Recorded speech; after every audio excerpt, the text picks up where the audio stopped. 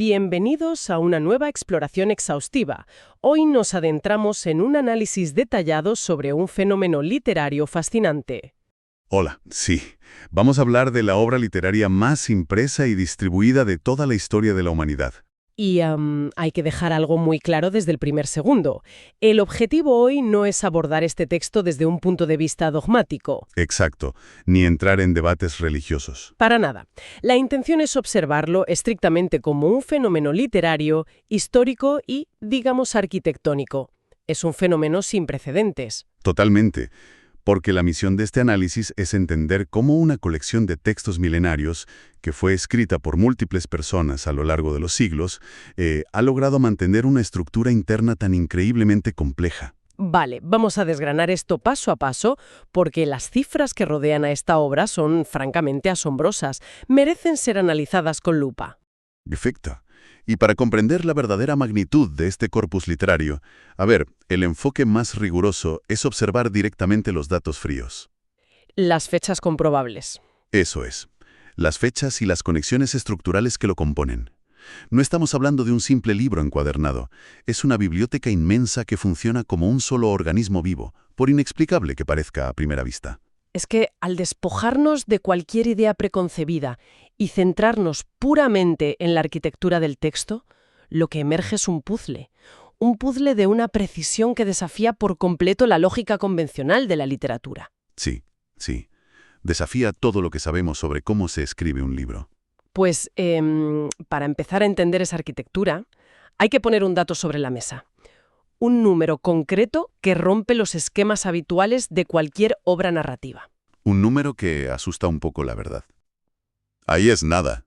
Esa es la cantidad exacta de conexiones o hipervínculos internos, a menudo denominados referencias cruzadas, que enlazan versículos entre sí a lo largo de los 66 libros que componen la obra. Es decir, casi cada frase parece estar dando la mano a otra distinta. Exactamente. Esto no es una línea recta de principio a fin, es una red matemática. Pero claro, al escuchar esto, surge una duda razonable para quien nos acompaña hoy. Claro, se podría pensar que son simples coincidencias. O referencias vagas que alguien ha querido forzar a posteriori, ¿no? Es una objeción muy común. Y totalmente lógica, por cierto. Pero es crucial aclarar que estas 63.779 conexiones no son simples notas al margen añadidas siglos después. No son anotaciones de editores modernos. ¿Qué va? Representan un sistema hipercomplejo integrado en la propia redacción original. Hablamos de instancias donde un pasaje señala, cita o alude de forma directa, intencionada y específica a otro pasaje. Creando un marco interno ineludible para interpretar contextos, doctrinas y profecías dentro del propio texto. Exacto. Es como si la obra se estuviera comentando, auditando y validando a sí misma constantemente. Creando una red de seguridad interpretativa. Eso es. Impide sacar un texto de su contexto sin que el resto del entramado haga saltar las alarmas, por así decirlo.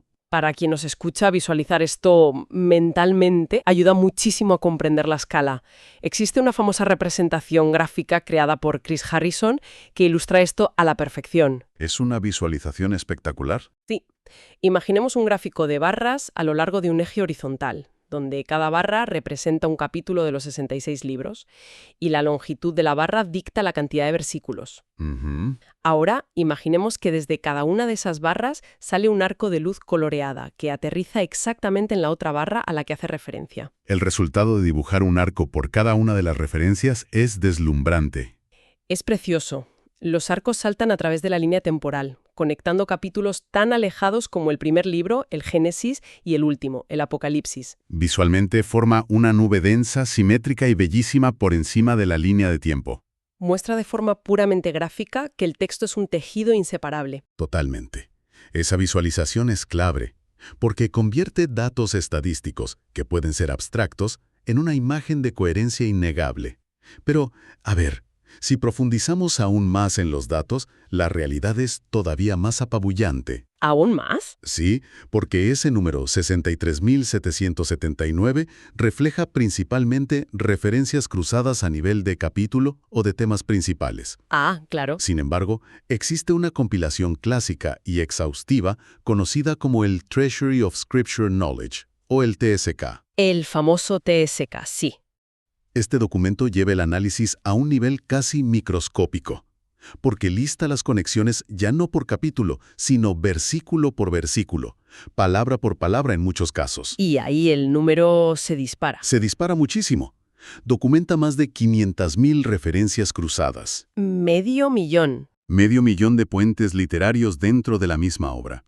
Lo fascinante de todo esto es reflexionar sobre cómo una red tan intrincada de hipervínculos literarios pudo formarse milenios antes de la era digital.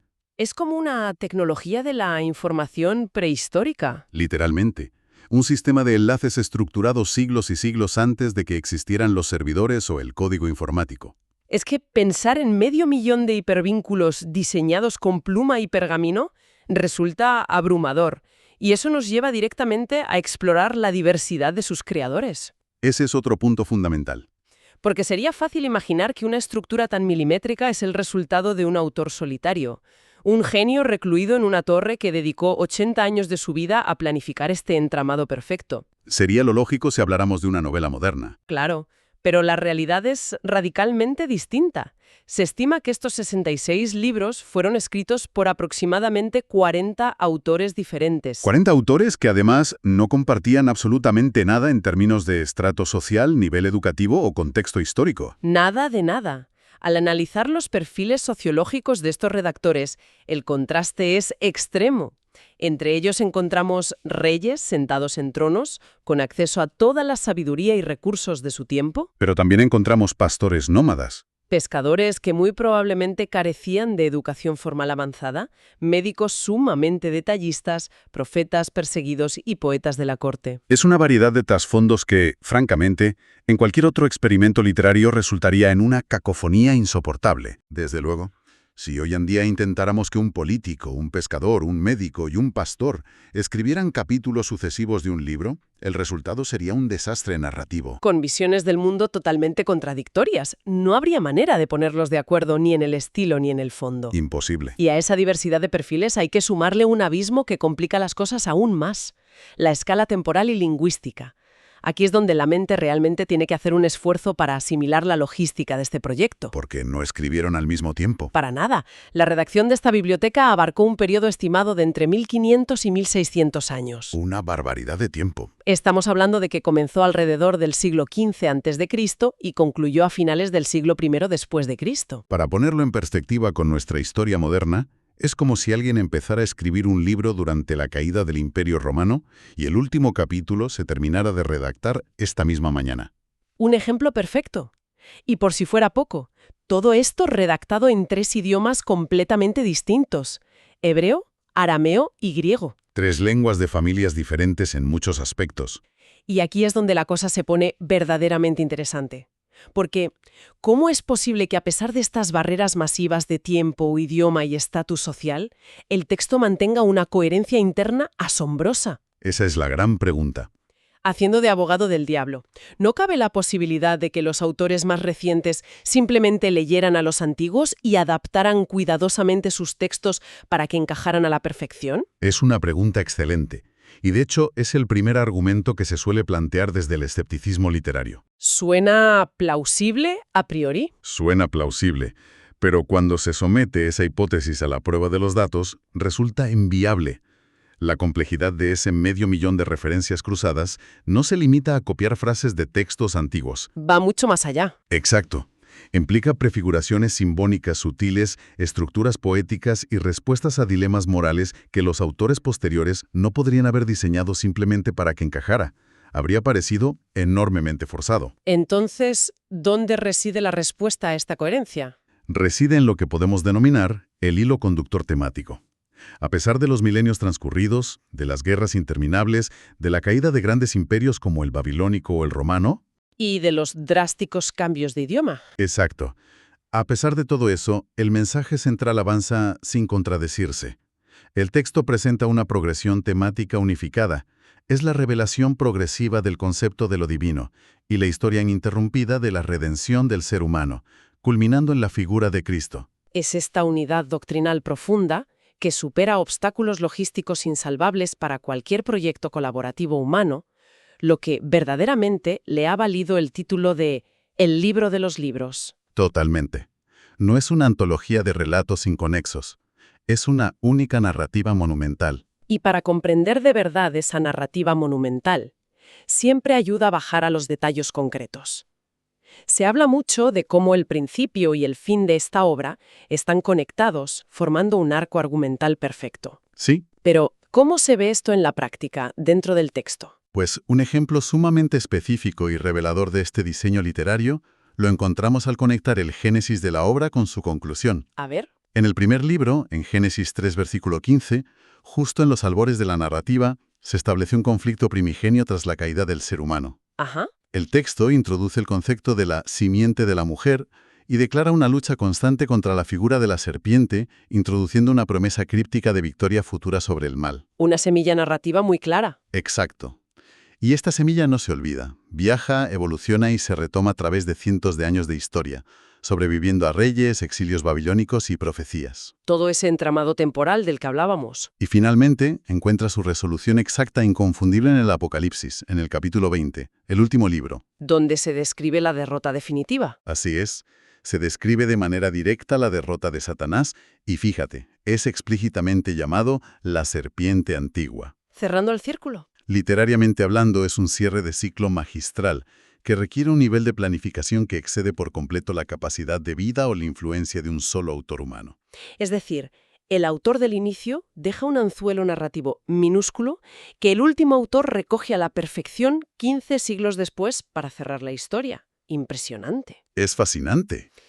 Ahora, todo esto está muy bien en el plano de la literatura y las matemáticas internas, pero si cambiamos el enfoque hacia el mundo tangible, hacia la historia secular, hay que plantear la prueba de fuego. La arqueología. Eso es. Si tomamos una pala y empezamos a excavar en Oriente Medio, ¿qué ocurre? ¿Se sostiene esta obra frente al escrutinio de la ciencia moderna y la arqueología?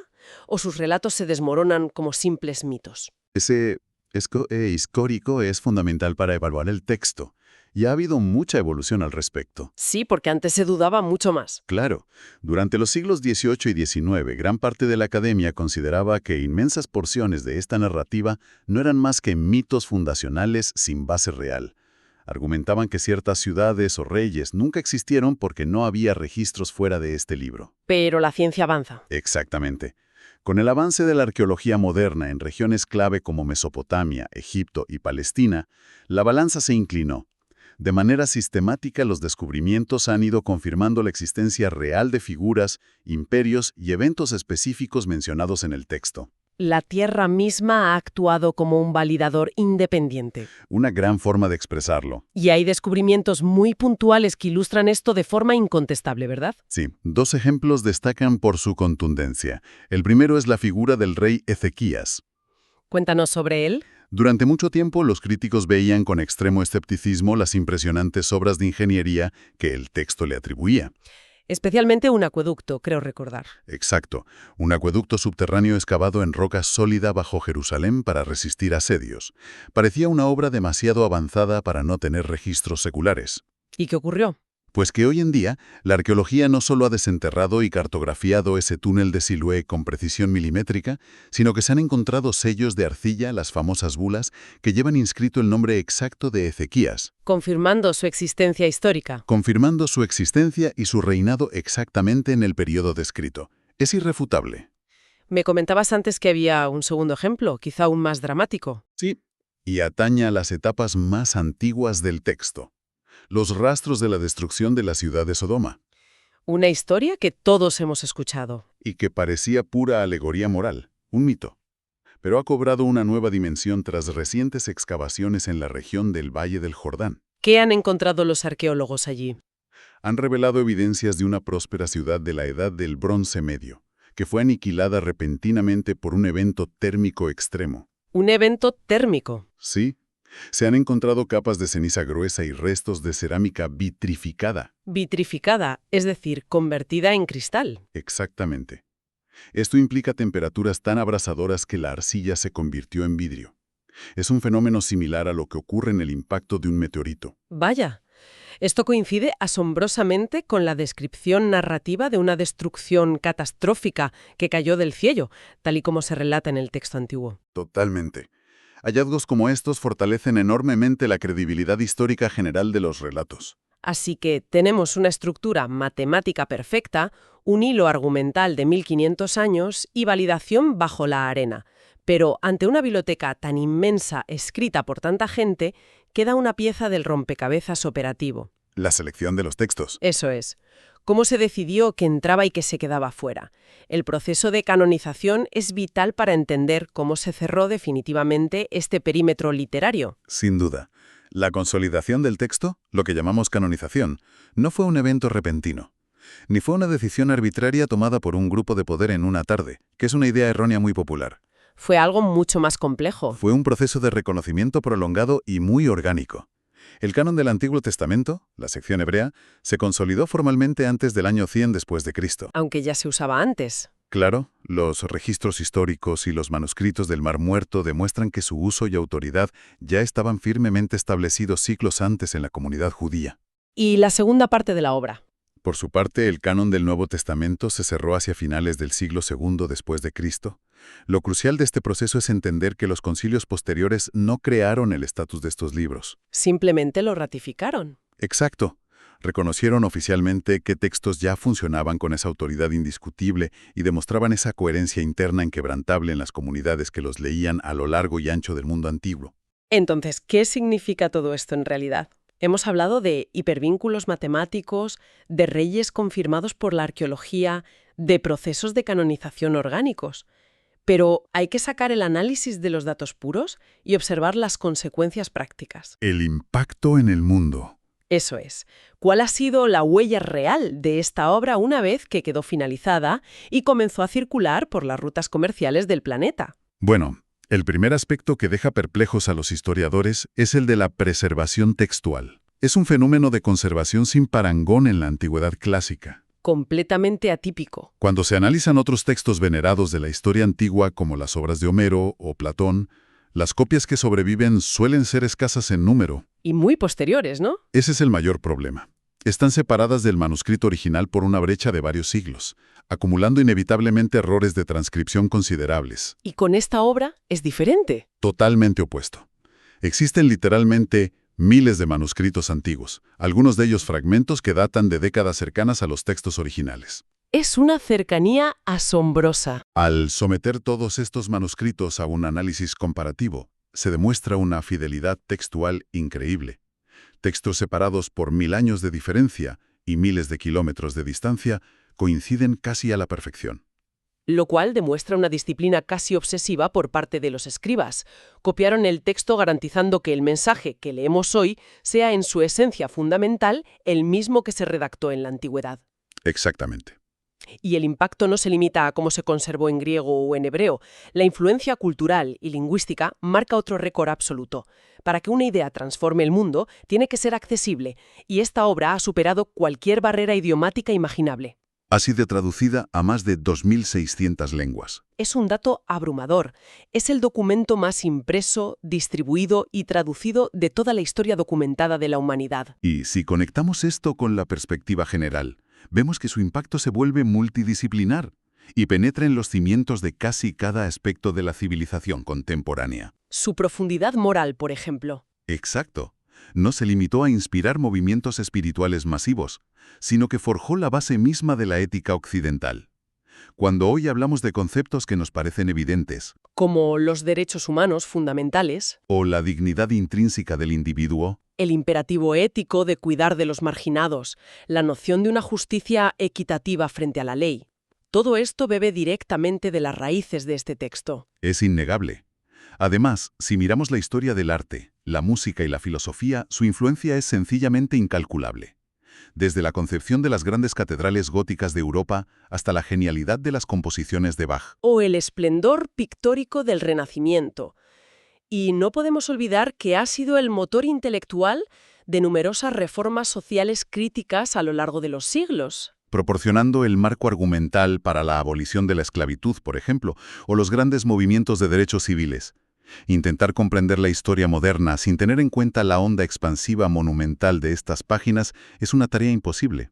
Es un viaje a través del tiempo verdaderamente abrumador.